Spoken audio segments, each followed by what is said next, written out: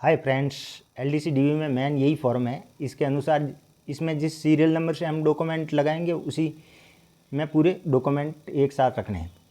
तो नाम, email, roll number, mobile number, जन्म तिथि ये तो आपको लिखनी है, मेल फीमेल लिखना ही है। और आयु 1/1/2025 में वर्ष, माह और दिन जितने थे वो हमने जो फॉर्म भरा है उसमें लिखी है वही डेट लिखनी है। और फ़ोटो के बारे में ये है कि जो हमने शुरू में फॉर्म भरा था वो वाला फ़ोटो लगाना है।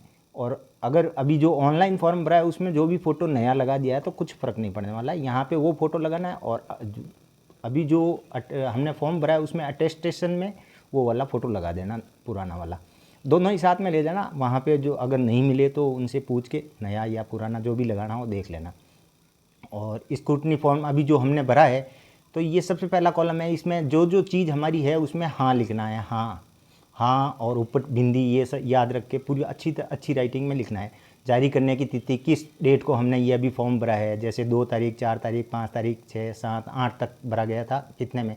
और उसमें 1 से 10 या 1 से 11 ऐसे पृष्ठ निकले हैं, क्योंकि किसी का फॉन्ट साइज छोटा था और किसी का बड़ा था तो उसके हिसाब से है। तो यहाँ 1 से 10 ऐसे लिखना है और उनको नंबरिंग देना है। फिर उसके बाद मैट्रिक, हाई स्कूल, सेकेंडरी, इसमें हमारे जितनी भी जो 10th 12th RSCIT, BA, B.Ed जो भी डिग्री और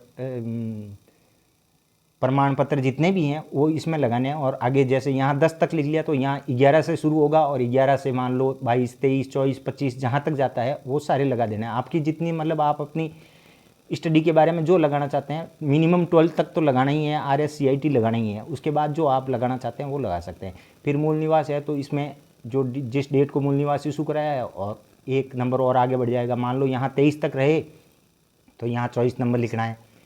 फिर से OBC, SC, ST, EWS जो भी है या जनरल जो है, जो जिस श्रेणी में वो श्रेणी, हाँ। और फिर यहाँ जारी की डेट, ज़्यादातर OBC SP, जो OBC के बारे में बता रहा हूँ तो जैसे मैं OBC हूँ तो मेरे पास 1 साल से पुराना था तो पुराना वाला भी लगाना है, फिर एफिडेविट भी लगाना है और नया वाला लगाना है। तो यहाँ 3 पेज और बढ़ जाएंगे। जैसे मान लो यहाँ 25 था तो 26, 27, 28 तक यहाँ पहुँच जाएगा।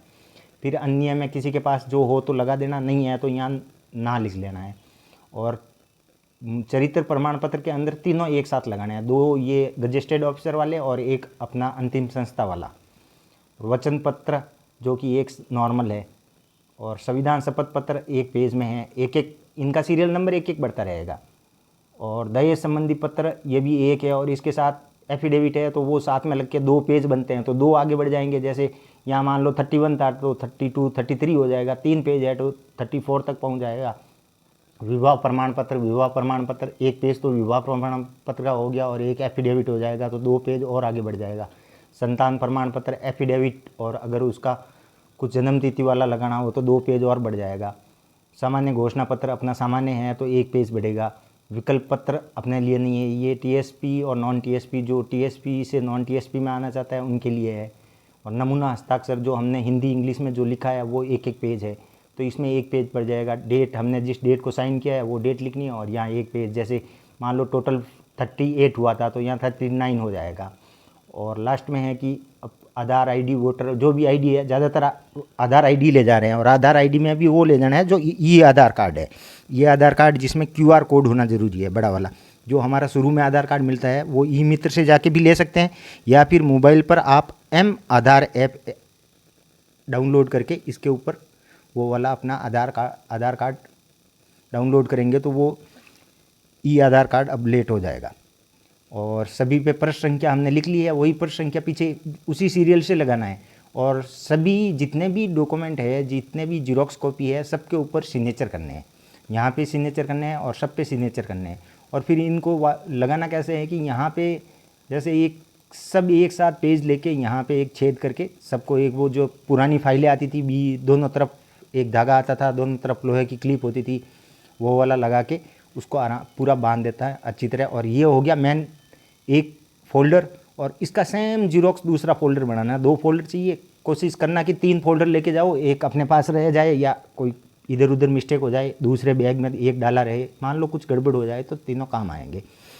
तो फ्रेंड्स, बाकी फेविस्टिक, स्टेपलर वगैरह साथ में लेके जाना कि कोई, बाकी वहाँ मिल जाएंगे सब कुछ। और नोटरी की भी वहाँ बाहर ही सुविधा है। और शिक्षा विभाग द्वारा बहुत अच्छी सुविधा की हुई है। रूम सबके लिए अलग अलग रूम है, तो 10-10, 15-15 लोगों को एक एक रूम में 1-1 घंटे, 1.5 घंटे में सब ख़त्म हो जाता है आराम से काम। और अगर फ्रेंड्स वीडियो आपको हेल्पफुल लगा है तो लाइक और सब्सक्राइब ज़रूर करें, कि जिससे मैं आगे और वीडियो बना के